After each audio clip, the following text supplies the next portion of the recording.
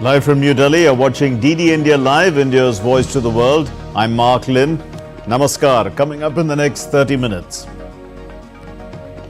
India's Prime Minister Narendra Modi successfully concludes a visit to Italy, participates in the outreach session of the G7 Summit on Artificial Intelligence, Energy, Africa and the Mediterranean.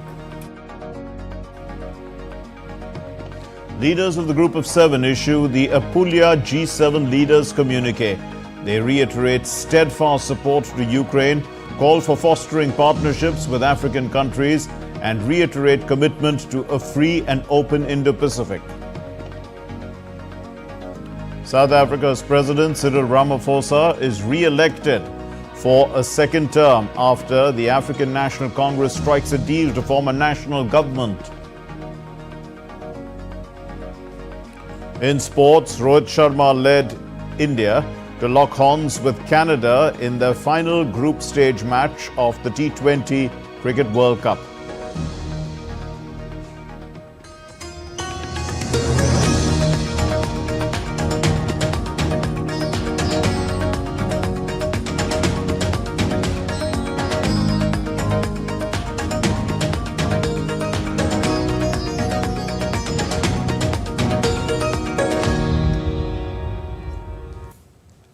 After a productive day at the G7 summit in Italy, Prime Minister Narendra Modi emplaned for India.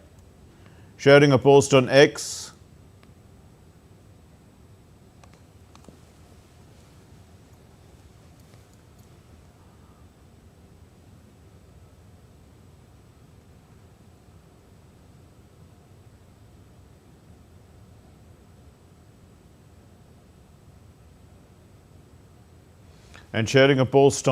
the Prime Minister wrote, and I quote, "Had a very productive day at the G7 summit in Apulia, interacted with world leaders and discussed various subjects.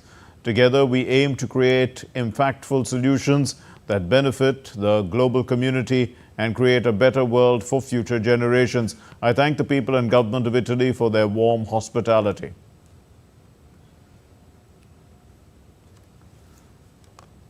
Prime Minister Narendra Modi addressed the outreach session on artificial intelligence, energy, Africa and the Mediterranean at the G7 summit in Apulia, Italy on Friday. The Prime Minister expressed that it was a matter of great satisfaction for him to be attending the summit after his re-election in the largest democratic exercise in the history of mankind. He expressed that for technology to be successful, it had to be underpinned by a human-centric approach. In this context, he shared India's success in leveraging digital technology for public service delivery. Talking of India's AI mission premised on AI for all, Prime Minister emphasized that this technology should be aimed at fostering progress and well-being of all. He also underlined that with this broader objective, India was fostering international collaboration as a founding member of the Global Partnership for AI. Prime Minister also elaborated on India's energy transition pathway, noting that its approach was based on availability, accessibility, affordability and acceptability. He mentioned that India was working towards achieving a target of net zero by 2070. Alluding to India's mission Life, he called upon the global community to join the tree plantation campaign launched by him on World Environment Day, Plant for Mother. And the Prime Minister also called for giving priority to the concerns of the Global South, in particular Africa. He recalled that it was a matter of honor for India that the African Union was admitted as a permanent member of the G20 under its presidency. Later, leaders from the world at the outreach nation session of the G7 summit posed for a family photograph.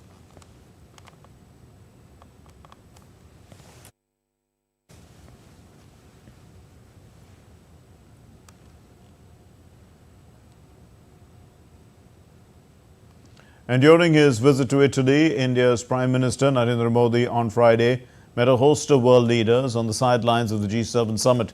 Prime Minister Modi met the US President Joe Biden.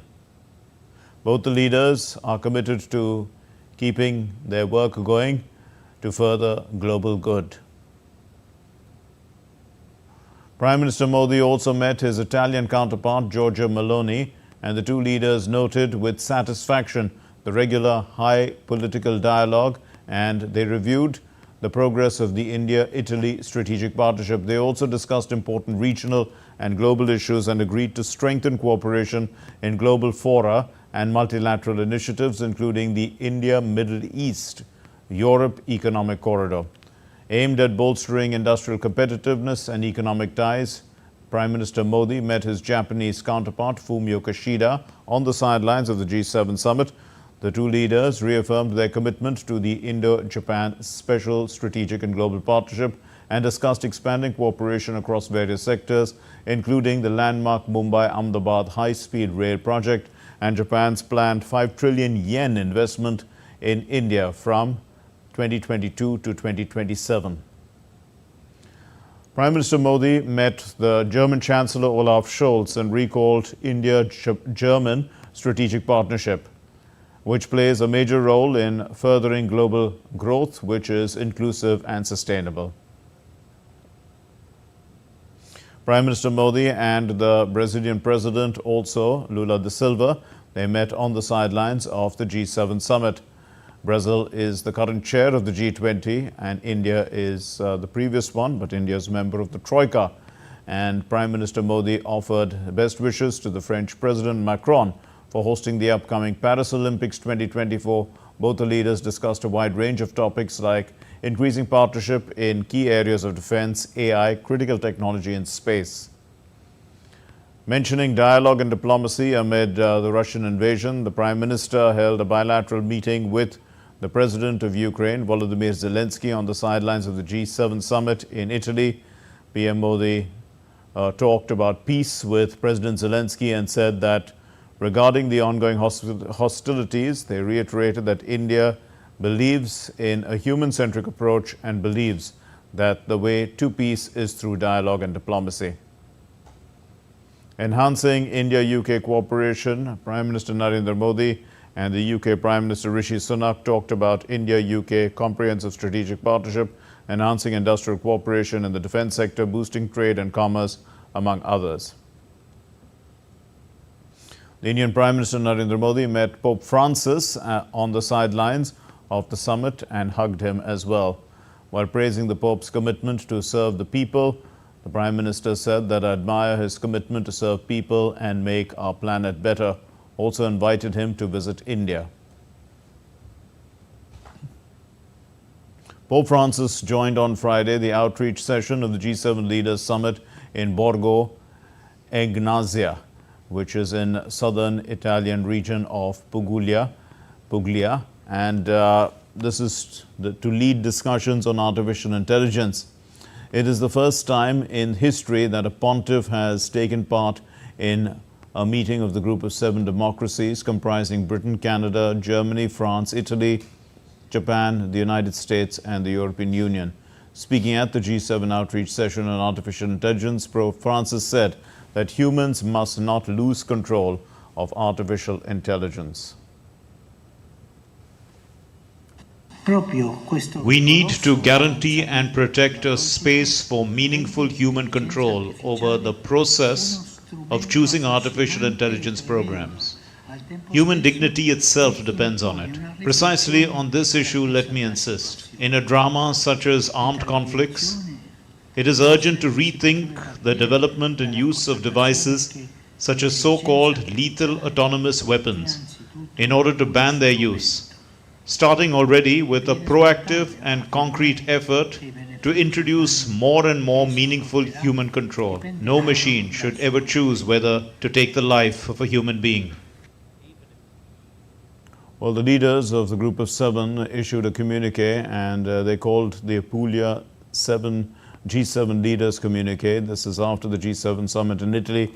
The leaders reiterated their support for Ukraine, stepping up support to African countries and their commitment to a free and open Indo-Pacific based on the rule of law.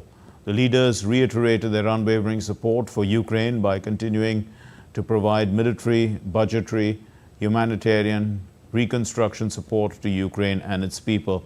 They reiterated the condemnation of brutal terrorist attacks conducted by Hamas and other terrorist groups against Israel on the 7th of October 2023. The leaders committed to stepping up support to African countries in efforts to achieve sustainable development and local value creation and strengthen democratic governance, contribute to global stability and prosperity, and protect the rule-based international order.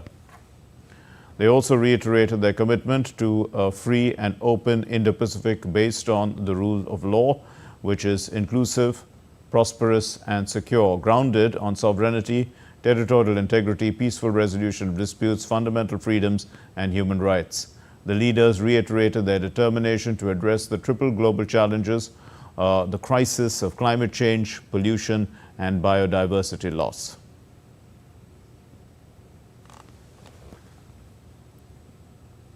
The G7 has expressed deep concern over China's industrial policy at the end of the summit in the south of Italy. Prime Minister Narendra Modi joined the G7 leaders for talks on Friday, and that's after they clinched a deal on issuing a $50 billion loan to Ukraine using frozen Russian assets on the opening day. From the Italian city of Bari, DD India's Giles Gibson reports. Heading into this G7 summit, both the US and the European Union issued new tariffs on Chinese electric vehicles, and now the G7 as a whole is warning about its concerns about China's, quotes, harmful overcapacity and the impact on their economies of cheaper imports coming from China. Now, the G7 are insisting in this joint statement that they're not trying to hold back China's economic development, but Beijing is almost certain to respond in the same way that it did to those new tariffs on Chinese EVs, accusing the members of the G7 of, quotes, protectionism. When it comes to the conflict in Gaza, we saw in this joint statement the G7 leaders saying that they are united in supporting the US proposals for a ceasefire between Hamas and Israel. Meanwhile, joining Indian Prime Minister Narendra Modi in the outreach sessions on day 2 of this summit was Pope Francis, who made the trip down from the Vatican to warn about the risks of artificial intelligence. The Pope, of course, in the past has been a victim of so-called deep-fake images showing him wearing a papal puffer jacket, those images fooling many social media users around the world. And finally, in this joint statement from the G7, there is a pledge on something that is a really important piece of the host Italian Prime Minister Giorgia Meloni's domestic agenda. The G7 are now launching a coalition to pool their resources to crack down on illegal smuggling groups bringing migrants across different seas, such as the Mediterranean Sea. Giles Gibson in Bari, reporting for DD India. Still to come here on DD India Live. Switzerland to host a peace summit June 15 and 16 in support of Ukrainian President Zelensky's peace proposals. India likely to attract about $50 billion in investments because of production-linked incentives. The washout in Florida propels the USA to the World T20 Super 8s. Pakistan is out of contention.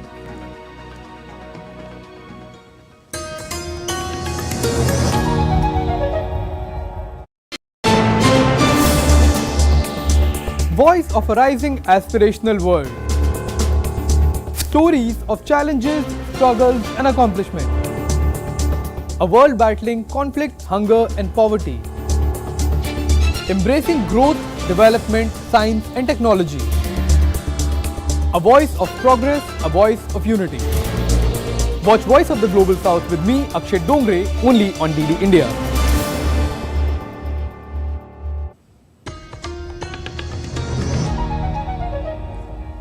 You're watching DD India Live. I'm Mark Lynn.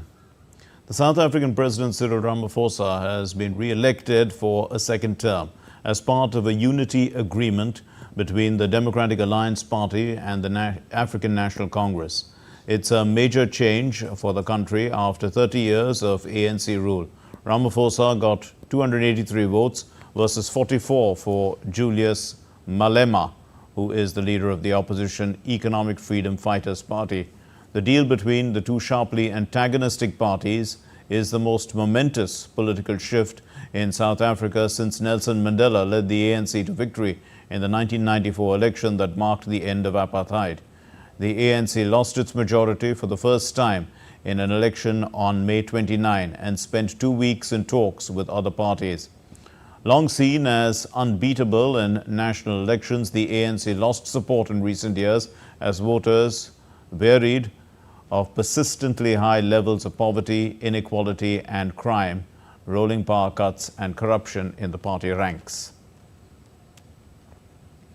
The DA's entry into national government is a watershed moment for a country still processing the legacy of the racist colonial and apartheid regimes.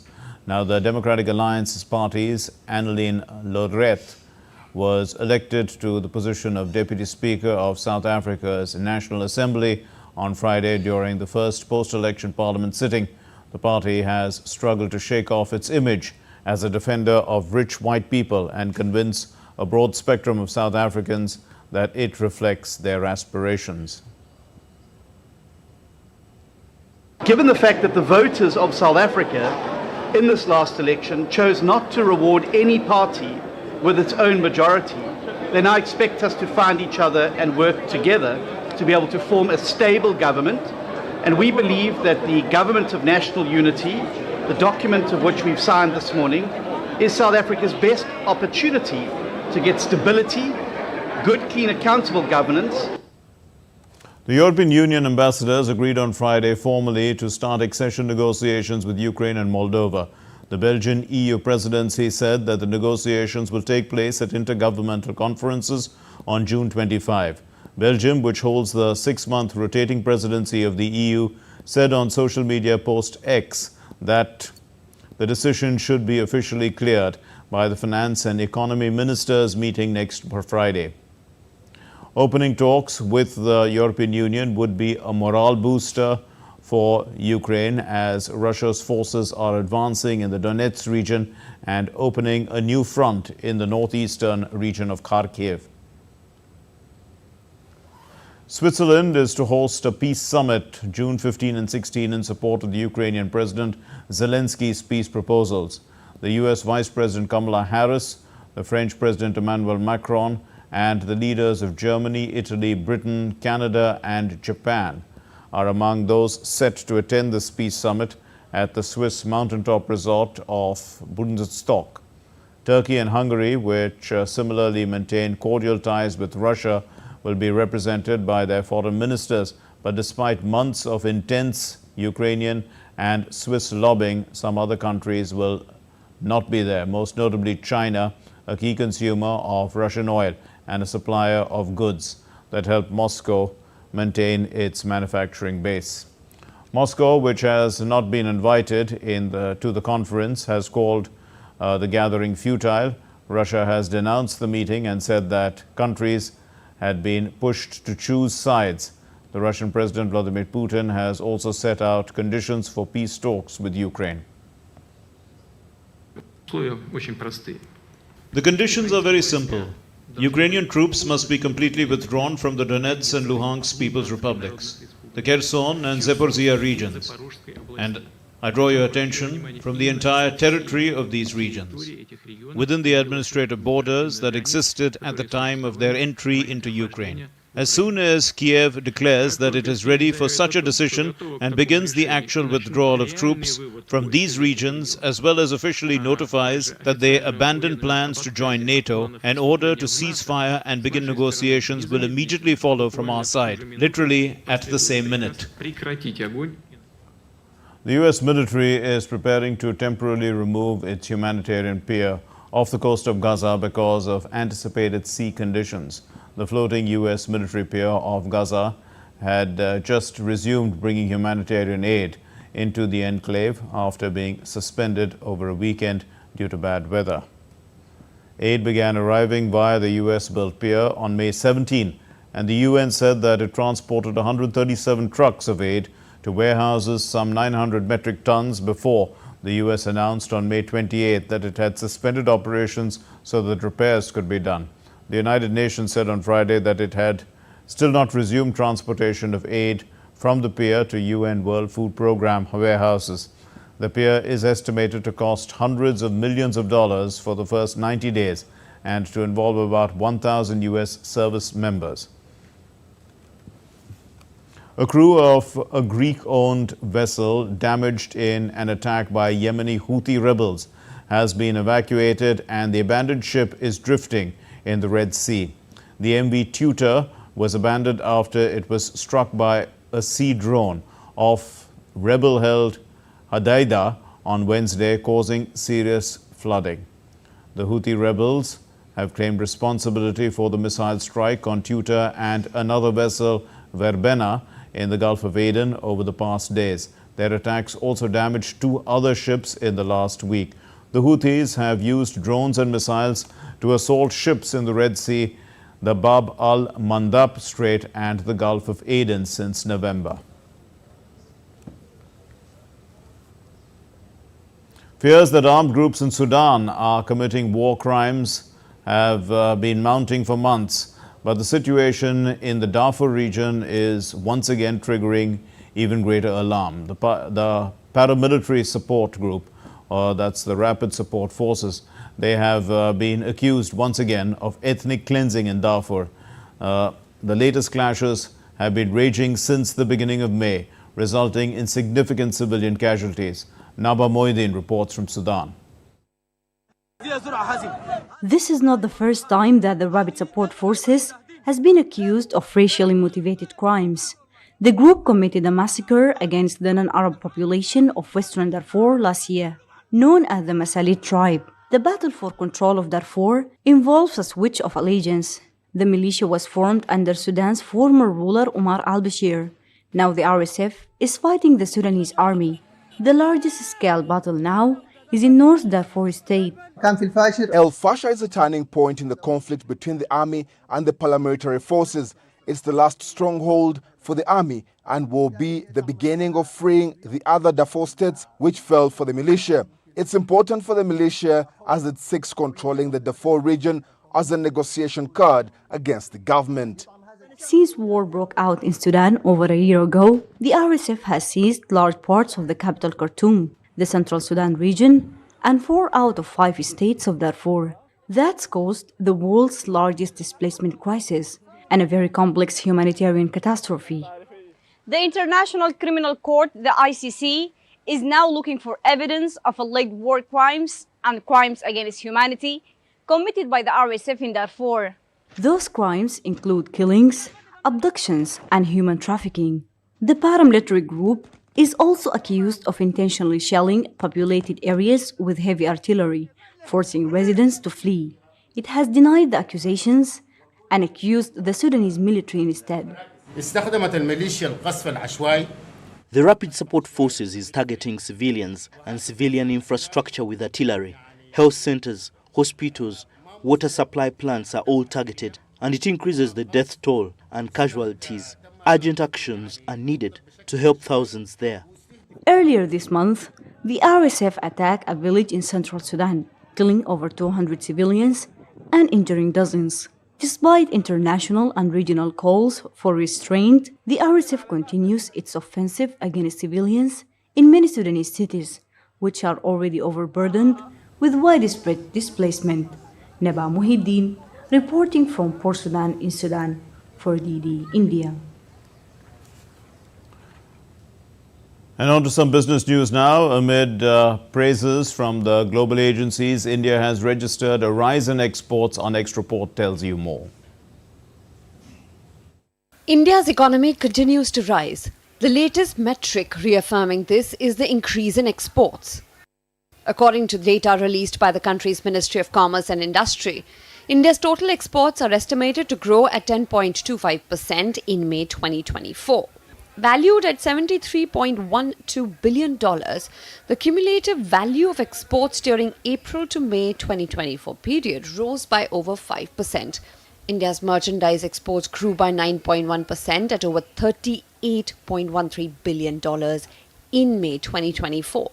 Major drivers of merchandise exports in May 2024 include petroleum products, engineering goods, electronics, and pharmaceuticals. Electronic goods export rose by over 22%. Petroleum product export increased by 15.7%. Drugs and pharmaceuticals export increased by 10.45%, while non-petroleum, non-gems and jewelry exports rose by over 8%. Analysts credit rebound in global trade, government incentives for manufacturing for the rise in exports. According to global ratings agency Moody's, India will remain the fastest growing economy in Asia Pacific in 2024. The agency said that India will sustain its growth momentum owing to policy continuity under the Modi 3.0 government and a continued focus on infrastructure development and also the encouragement of private sector investment. Bureau Report, DD India. On to sports now. India will square off with Canada in its last Group A match in the ICC Men's T20 World Cup in Lauderhill City of the United States. Weather is likely to disrupt play as several parts of Florida are in the grip of torrential rains.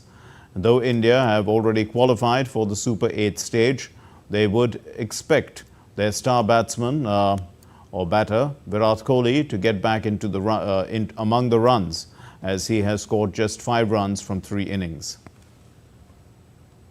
The United States has progressed to the Super 8 knockout stage of the T20 World Cup after its match against Ireland at Lauderhill City of Florida when it was washed out. India have topped the group with 6 points and the US have come in second with 5 points. And that means that the third place Pakistan with 2 points have been eliminated. Now only the top 2 teams from each of the 4 groups advance to the Super 8 stage. Well, that's all we have in this edition of DD India Live, but let's know your thoughts on the news of the day. And for those of you on the go, you can get the latest news and updates from India and the world on the DD India mobile app. The app is available on both Android and iOS platforms. Scan the QR code and download it. We'll be back with more news as it breaks here on DD India. I'm Mark Lynn from all of us here in Delhi. Thanks for watching DD India Live. Namaskar.